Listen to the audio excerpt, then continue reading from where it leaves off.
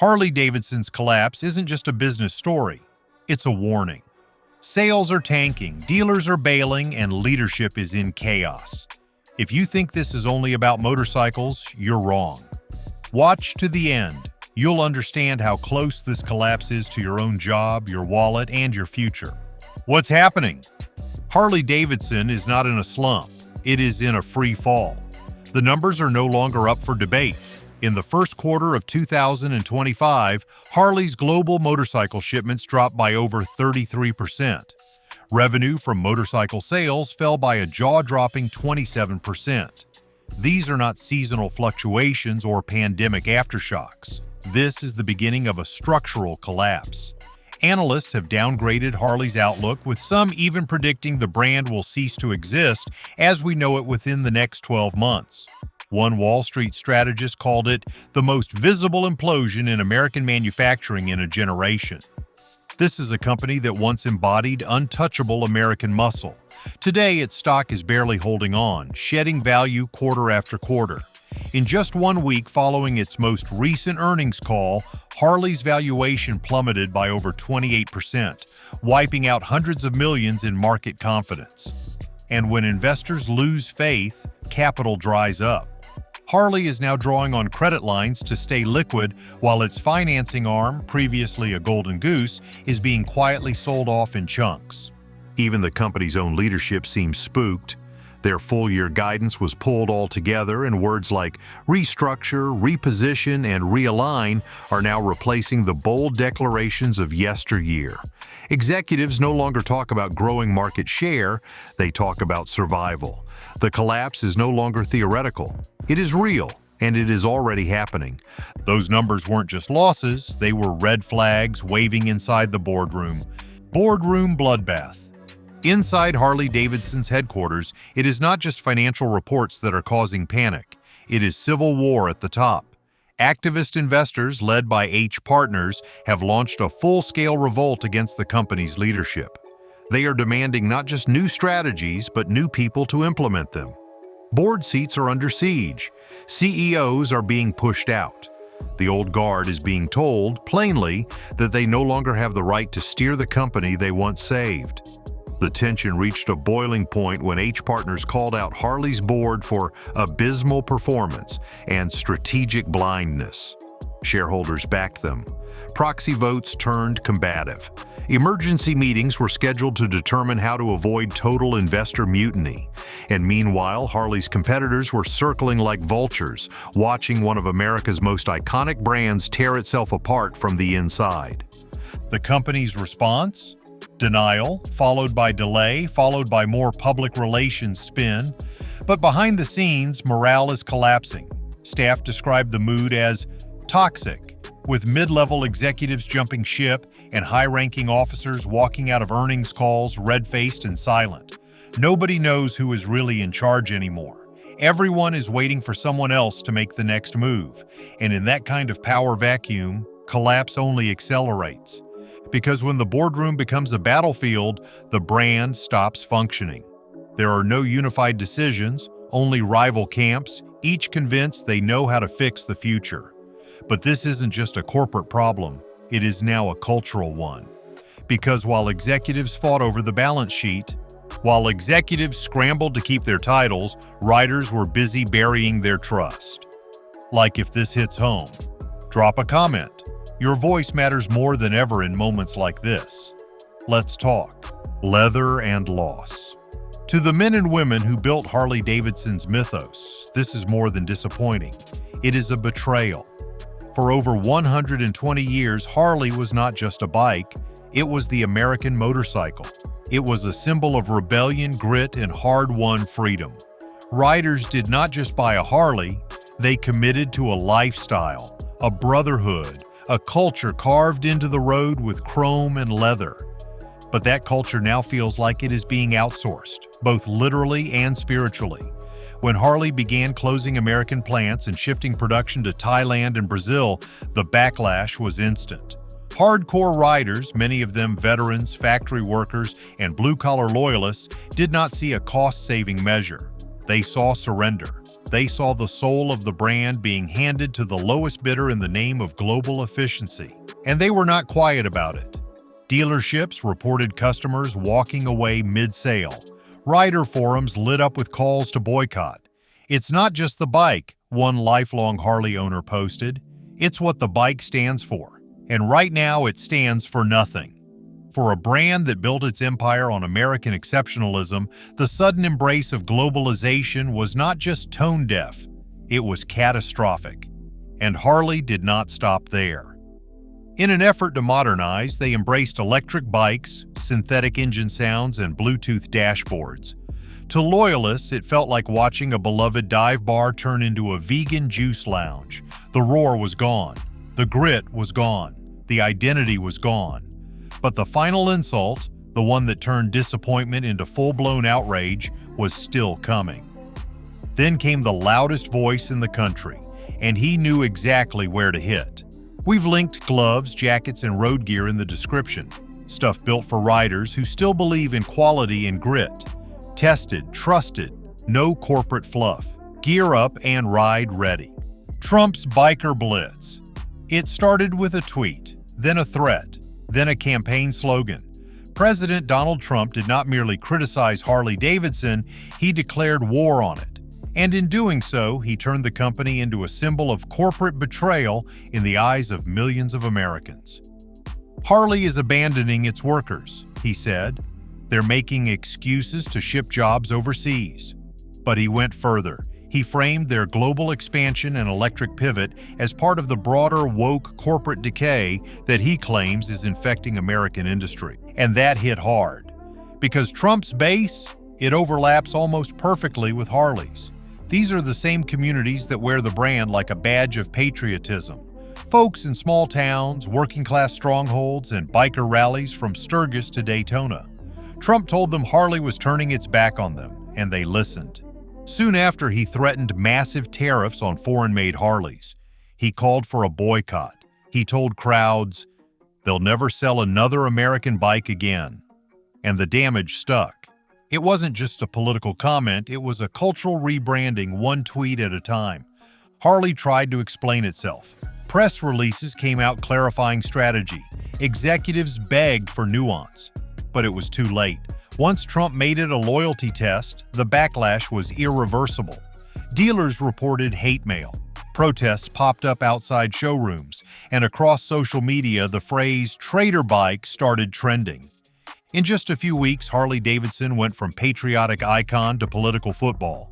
The brand that had survived wars, recessions, and Japanese competition was now being kneecapped by the very country it helped define. The collapse was no longer financial. It was emotional. It was political. It was personal.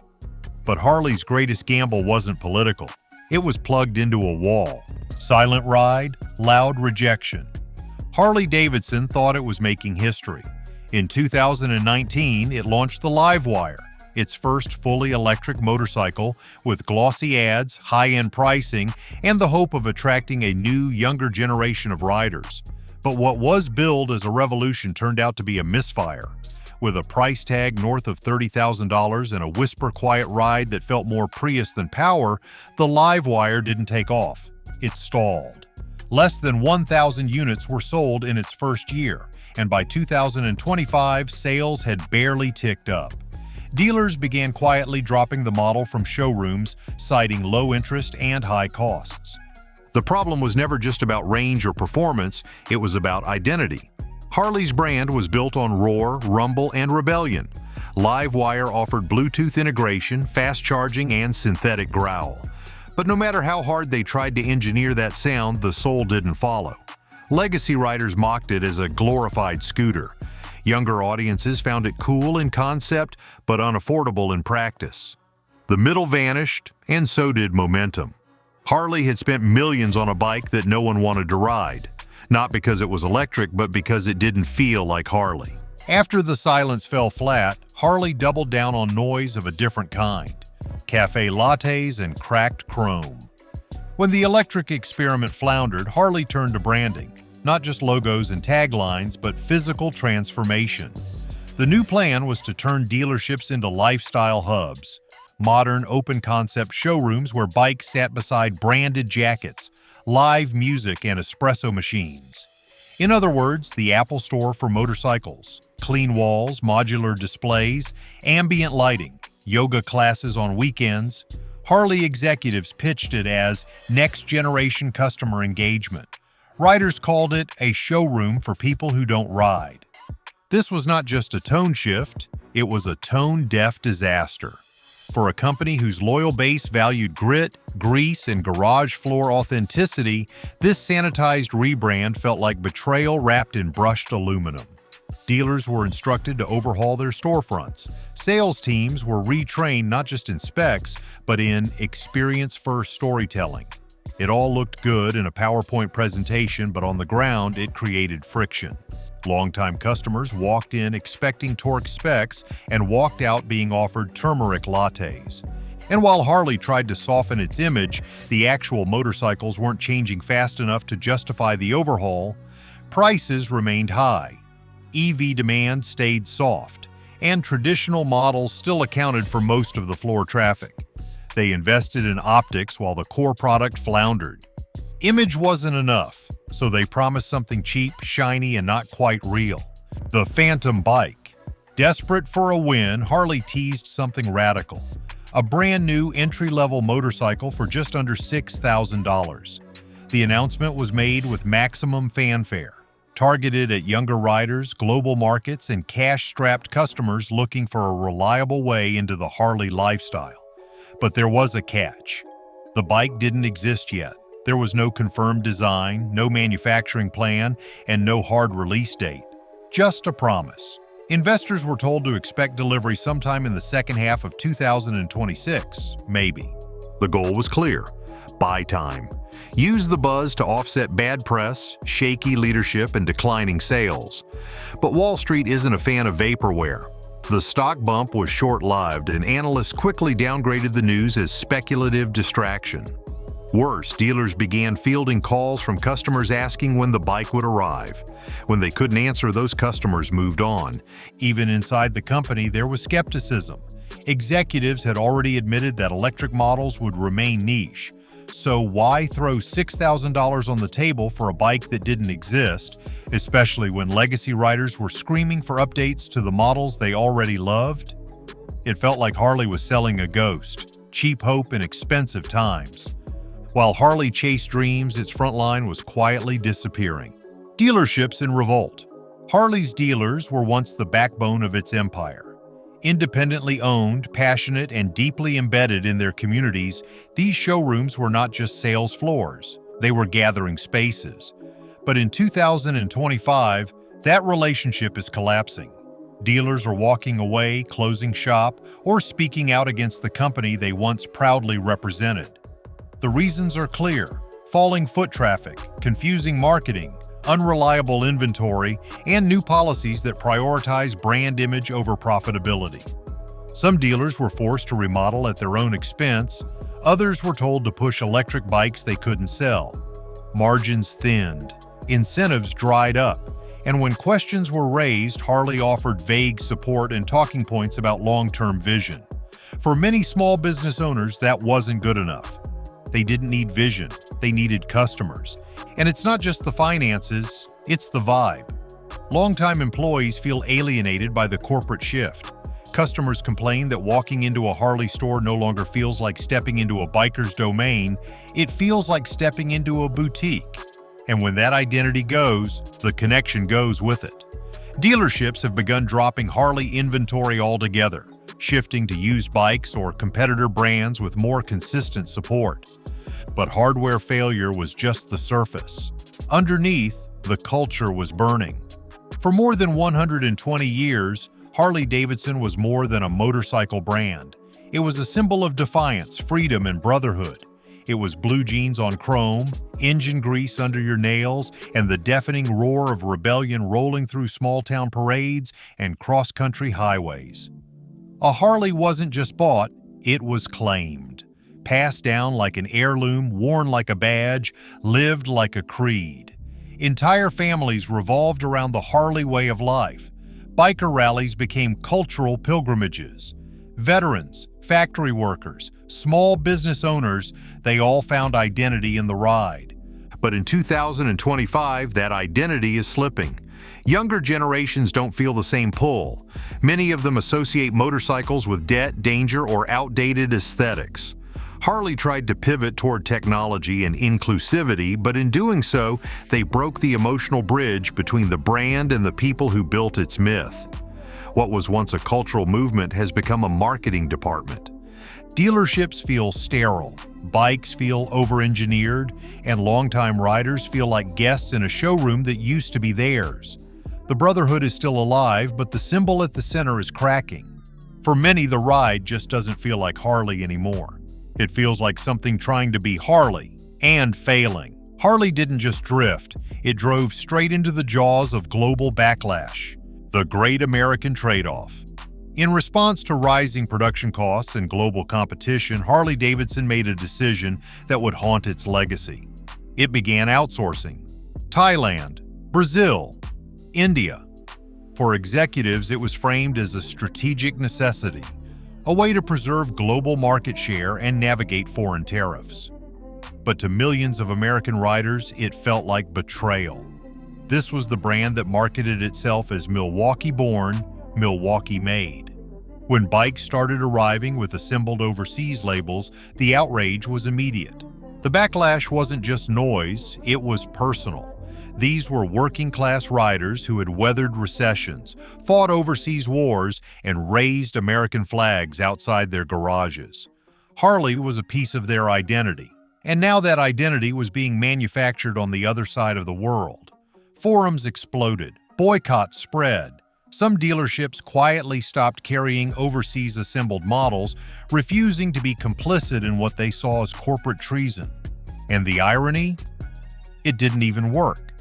The international strategy didn't dramatically boost foreign sales. It didn't save the bottom line. But it did cost Harley the one thing it couldn't afford to lose: trust. Because once your core buyers think you've sold out, every press release sounds like spin, and every electric upgrade feels like an insult. The same system that once protected Harley, it's now sharpening the blade. Tariffs and irony. Back in the early 1980s, Harley Davidson was under siege. Japanese competitors were flooding the market with cheaper, faster, more efficient bikes. Harley was losing ground fast, so they did what many companies wouldn't. They asked for help. The U.S. government answered. President Ronald Reagan imposed heavy tariffs on imported motorcycles, giving Harley the breathing room it needed to innovate, streamline, and reassert itself as the soul of American riding. It worked. Harley bounced back, and for decades it thrived under the halo of that patriotic rescue. Fast forward to today, and the landscape has flipped. The very idea of global trade that once saved Harley is now burying it. Tariffs, this time from steel and aluminum trade wars, are driving up manufacturing costs. Geopolitical instability makes international supply chains unpredictable and expensive, and instead of adapting by doubling down on domestic strength, Harley leaned harder into overseas operations. That gamble turned into a trap. When President Trump went after Harley for offshoring production, it wasn't just political theater, it was policy retaliation. Import taxes slapped onto foreign-assembled Harleys made the bikes more expensive for U.S. customers. Meanwhile, foreign governments saw Harley as an unreliable partner. They were too American for Europe, too American for India, and now not American enough for America. Cornered by irony and debt, they cashed in something you can't rebuild. Soul for sale. With margins shrinking and pressure mounting, Harley Davidson made a desperate move. It sold off a significant portion of its financing arm, Harley Davidson Financial Services.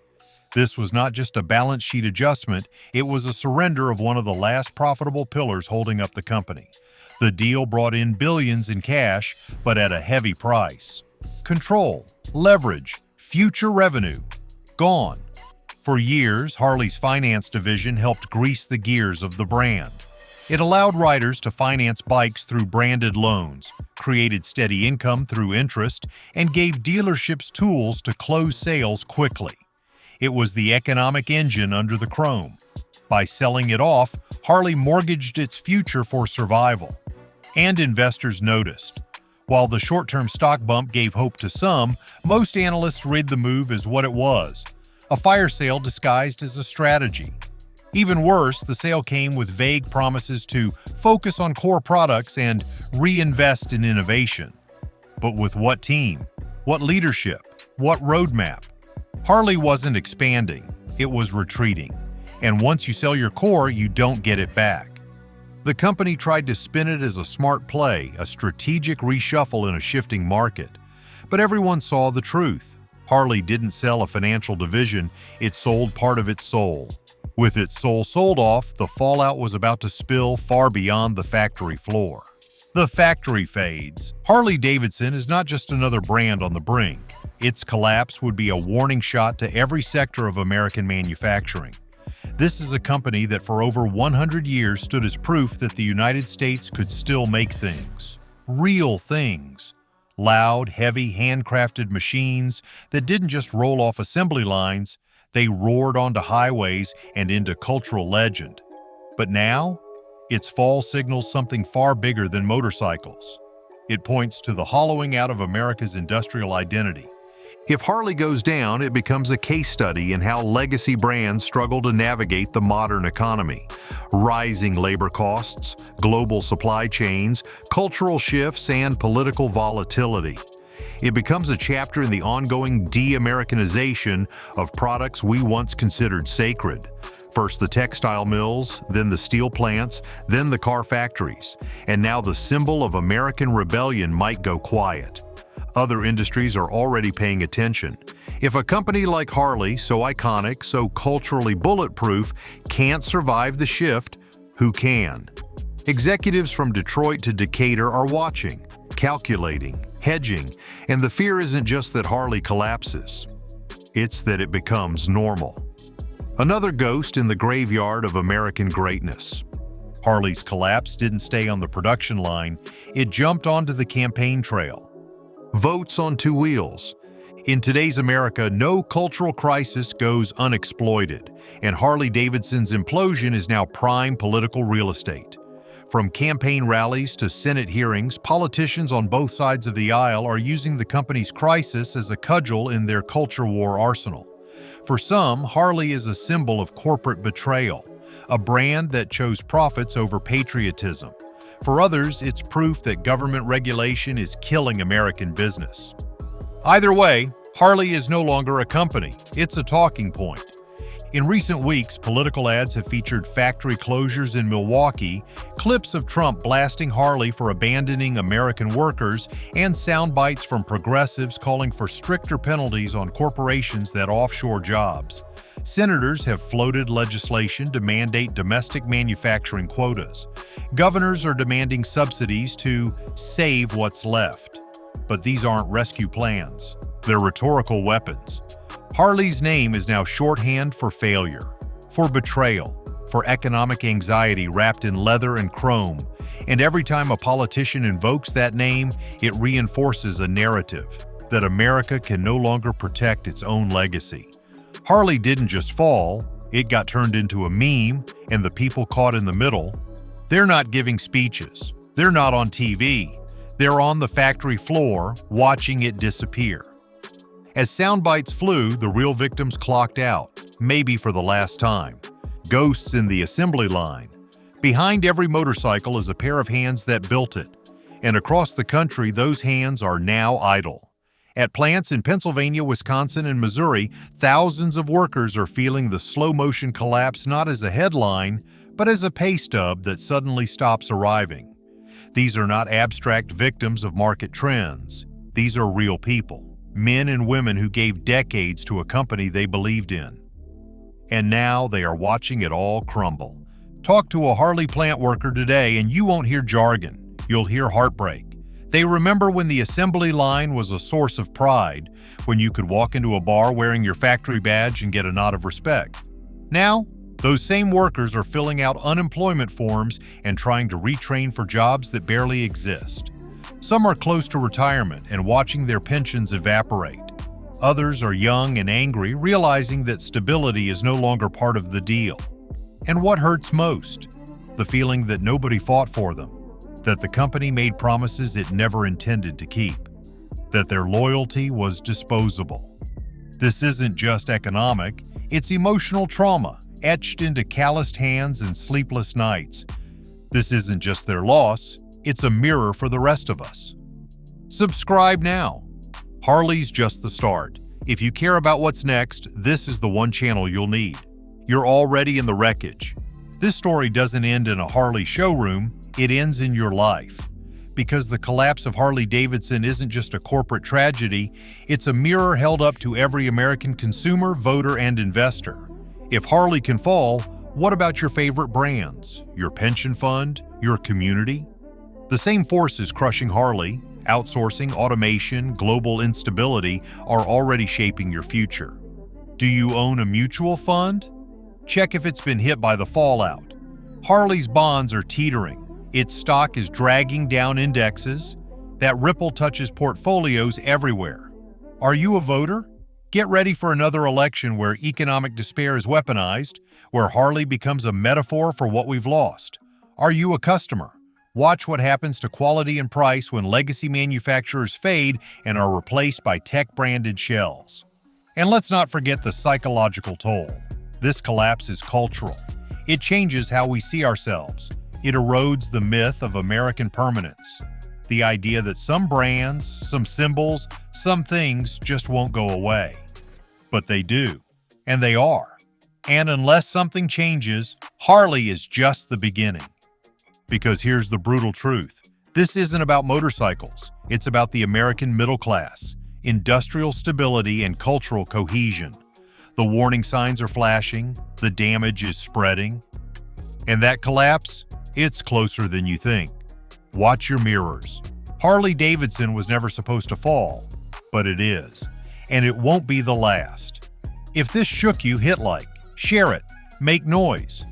Then subscribe, because we're tracking every collapse the media won't touch. From jobs to identity, everything is shifting, and you deserve to see it coming before it hits home. This isn't just content. It's a warning. Stay sharp.